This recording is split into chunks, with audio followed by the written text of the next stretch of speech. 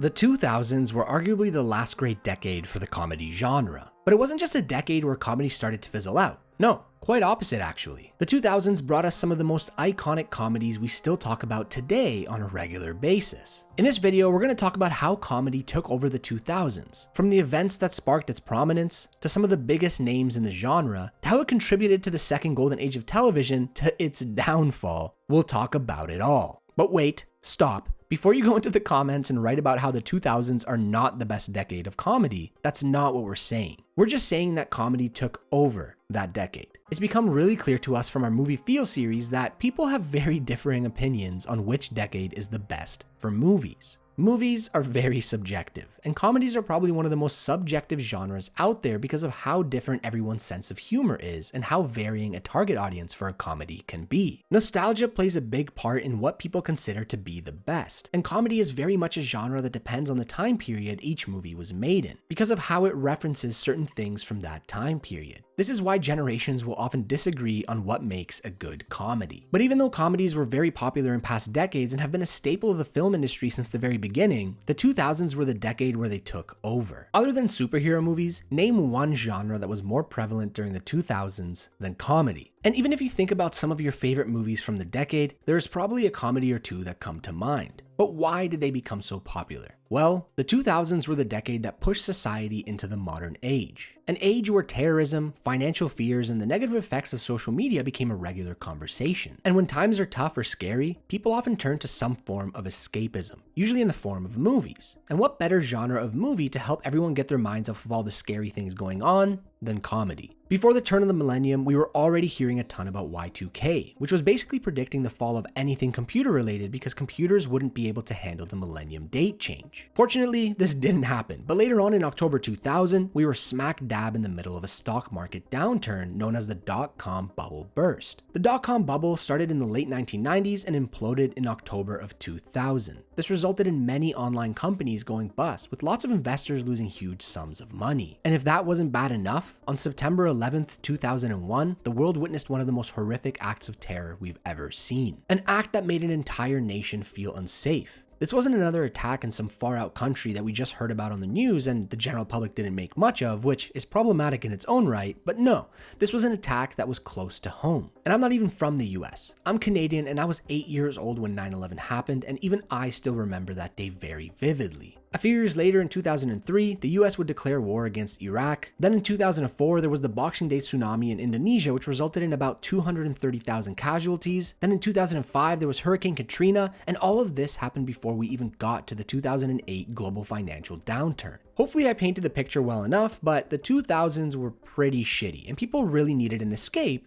and comedies were great for that. The 2000s were also an interesting time because they were the decade where social media exploded with the likes of MySpace, Facebook, and YouTube. The irony of social media in this situation is that it had a big part to play in why comedy was so popular during the 2000s, but it also had a part to play in its downfall in later years. But we'll talk about that in a later section. Social media took the term word of mouth to a whole new level. Memes, parodies, and references to movies could spread like wildfire because of the viral nature that sometimes comes with social media. We still see this today. Think of how big a part social media had to play in the success of both Barbie and Oppenheimer. I don't think these films would have been as big as they were if it weren't for social media and the entire Barbenheimer trend/meme. Many of the big name actors and directors we still talk about today saw their rise in the 2000s because of the comedy genre. Seth Rogen, Jonah Hill, James Franco, Judd Apatow, Adam McKay, Ben Stiller, Danny McBride, Will Ferrell, John C. Reilly, Craig Robinson, Steve Carell, Jack Black, and Sacha Baron Cohen are some of the most prominent actors and directors that got their up and coming because of the comedy genre during the 2000s. Some of these people were already active before, but they exploded during this decade because of the great movies that they were a part of. Many of them, such as Jonah Hill, Seth Rogen, and James Franco, have since branched out from the comedy genre and have even been responsible for their own projects. The three biggest directors in comedies from the 2000s were Ben Stiller, Adam McKay, and Judd Apatow. These three guys were making hit after hit, and even though some of them were completely over the top like Tropic Thunder and sometimes stupid and absurd like Zoolander, they all had a charm to them that these days doesn't seem to resonate. In preparation for this video, I rewatched Tropic Thunder and Zoolander and was sometimes so surprised by their sheer stupidity that I was laughing at that more than the jokes, but I really enjoyed the movies and found myself quoting them on a regular basis. Merman. Merman from Zoolander, or the I don't read the script reads me from Tropic Thunder. Both of these films were directed, co-written, and produced by Ben Stiller. Stiller also produced Starsky and Hutch, Dodgeball, A True Underdog Story, Tenacious D, In the Pick of Destiny, and Blades of Glory during that decade. All of these were pretty decent and memorable films. During the 2000s, we also had Adam McKay directing and co-writing Step Brothers, Anchorman: The Legend of Ron Burgundy, and Talladega Nights: The Ballad of Ricky Bobby. All three of these movies starred Will Ferrell, who made his way from SNL to become one of the biggest stars of the 2000s. Adam McKay's films are usually very successful in physical media sales, and his content tends to grow in popularity after it leaves theaters. But the 2000s wouldn't be the 2000s without Judd Apatow. He directed, wrote, and produced 2005's The 40-Year-Old Virgin, which pushed his name into superstardom. And then he went on to do the same for 2007's Knocked Up. These two films alone would be enough for a single decade, but boy oh boy, he also co-wrote 2008's Pineapple Express with Seth Rogen and James Franco, who are two other huge names coming from the comedy genre, and also produced Superbad, Step Brothers, Talladega Nights: The Ballad of Ricky Bobby, and Forgetting Sarah Marshall. I think it's safe to say that Judd Apatow was a huge part of the massive success and quality of comedies from that decade. But let's shift gears a bit and talk about 2008, the year that is often considered to be the best year for the comedy genre. This year we got Forgetting Sarah Marshall, Pineapple Express, Tropic Thunder, and Step Brothers. These films have stood the test of time and are still talked about to this day. Besides that, these films solidified some actors in the mainstream that have gone on to be household names. These films alone would seal the deal for 2008 being one of the greatest years for comedy. But they weren't the only good or great ones that came out that year. We also had Burn After Reading, In Bruges, Yes Man, Zack and Miri Make a Porno, and Get Smart, among a few others. I could probably spend hours and hours discussing the great comedies from the 2000s and the people associated with them, but ain't nobody got time for that. So I want to hear from you. What is your favorite 2000s comedy? Mine, definitely 100% Superbad. But the 2000s weren't just a great year for the comedy genre on the big screen. They were a great year for the genre on television as well. Let me just name a few. Arrested Development, The Office, Curb Your Enthusiasm, Malcolm in the Middle, Scrubs, How I Met Your Mother, It's Always Sunny in Philadelphia, and 30 Rock are among a few of the TV shows that dominated the decade. This decade was part of the second golden age of television that most claim to have been started by The Sopranos, which aired in 1999. And it's funny, because most of the time when you think of the golden age of TV, you think of more serious shows like Sopranos, Breaking Bad, and Game of Thrones, and sitcoms tend to fall under the radar even though they played just as big a part as the others. There's a great article on Collider about the most popular TV shows of the 2000s, where they say, although they weren't as polished and cinematic as they are today,